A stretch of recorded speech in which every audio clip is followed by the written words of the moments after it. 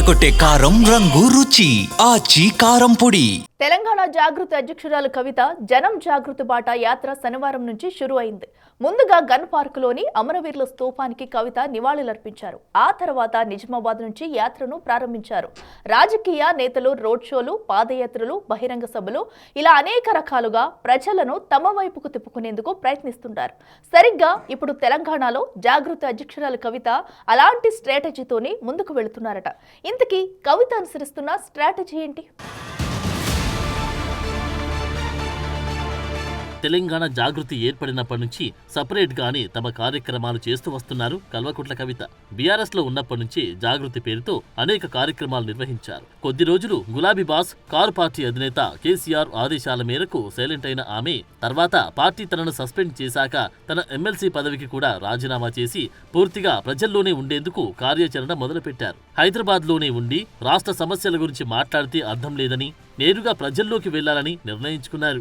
ఇందుకోసం 4 నెలల షెడ్యూల్ ని ప్రిపేర్ చేసుకున్నారు.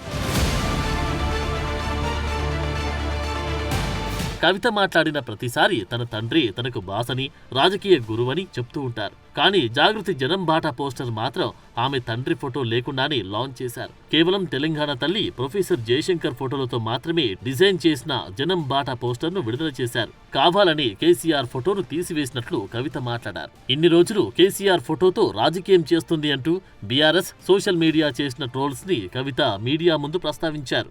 కేసీఆర్ గారి ఫోటో లేకుండానే యాత్ర చేస్తాం. వారిని అగౌరవపరచడం లేదు. వారు ఉద్యమ నాయకుడు. వారు లేనిది తెలంగాణ రాదు, రాలేదు, ఇంపాసిబుల్. కానీ ఇవాళ వారు ఒక పార్టీకి అధ్యక్షులుగా ఉన్నారు. ఆ పార్టీ నుండి నన్ను సస్పెండ్ చేయడం జరిగింది. ఆ పార్టీలో నేను ఇవాళ ప్రాథమిక సభ్యురాలుగా కూడా లేను.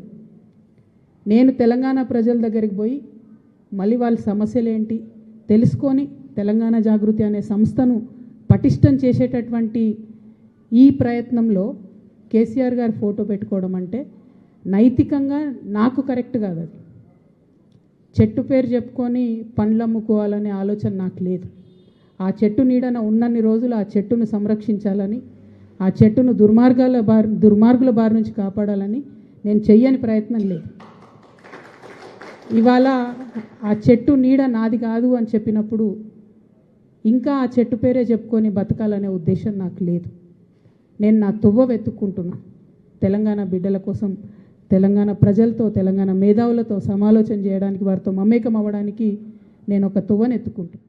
మరోపక్క రాజకీయ విశ్లేషకులు మాత్రం కవితను నమ్మి జాగృతిలో చేరి తన వెంట నడిచేందుకు మాజీ ఎమ్మెల్యేలు, ఇతర పార్టీ నాయకులు సిద్ధంగా లేరని అభిప్రాయపడుతున్నారు. కానీ కవిత మాత్రం కేసీఆర్ అనే మహావృక్షం నీడలోనే తాను పెరిగానని, ఇప్పుడు ఆ చెట్టు నీడలో దుర్మార్గులు చేరారని, అందుకే తాను బయటికి వచ్చేస్తానని చెప్తున్నారు. ఇకపై కేసీఆర్ ఫోటోని జాగృతి సంస్థ కార్యకలాపాల్లో ప్రదర్శించమని కవిత తేల్చి చెప్పారు. ఇంత జరిగాక కూడా కవిత కేసీఆర్ ఫోటోతో ప్రజల్లోకి వెళ్తే నైతికంగా మంచిది కాదంటూ ఆమె తన అభిప్రాయాన్ని వ్యక్తం చేశారు. జాగృతి జనం బాట పేరుతో తెలంగాణలోని 119 నియోజకవర్గాలను చుట్టేసేలా అన్ని జిల్లాల్లో కవిత పర్యటించనున్నారు. మొదట హైదరాబాద్ నుంచి మొదలుపెట్టి ఉమ్మడి 10 జిల్లాలోని ప్రజలతో మమేకమై వారి సమస్యలను ప్రభుత్వం దృష్టికి తీసుకొచ్చే విధంగా గ్రామాల్లోని రైతులు, యువత, మహిళలు ఇలా అన్ని వర్గాల ప్రజలను కవిత కలవనున్నారు. ప్రతి నియోజకవర్గానికి 2 రోజుల సమయం కేటాయించి మొదటి రోజు నియోజకవర్గంలోని బలమైన నాయకులు, కార్యకర్తలతో సంప్రదింపులు చేసి రెండో రోజు మీటింగ్ ఏర్పాటు చేయనున్నారు.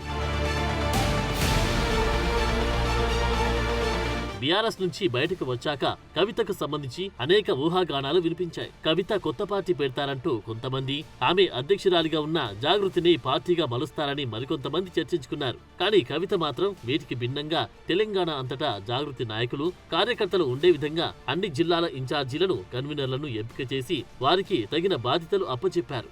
ఇప్పుడు తానే స్వయంగా ప్రజల్లోకి వెళ్లేందుకు జాగృతి జనం బాట యాత్రను మొదలు పెడుతున్నారు. కవిత 4 నెలల యాత్ర తర్వాత హైదరాబాద్లోని సరూర్ నగర్ ఇండోర్ స్టేడియంలో ఓ భారీ బహిరంగ సభ నిర్వహించేందుకు ఏర్పాట్లు చేస్తున్నారట. ఫిబ్రవరి నెల 13వ తేదీన ఈ సభ ఉండనున్నట్లు తెలుస్తోంది. ఆ సభలోనే కవిత తన సొంత పార్టీని ప్రజల ముందుకు తీసుకొచ్చే అవకాశం ఉన్నట్లు జాగృతి నాయకులు చర్చించుకుంటున్నారట.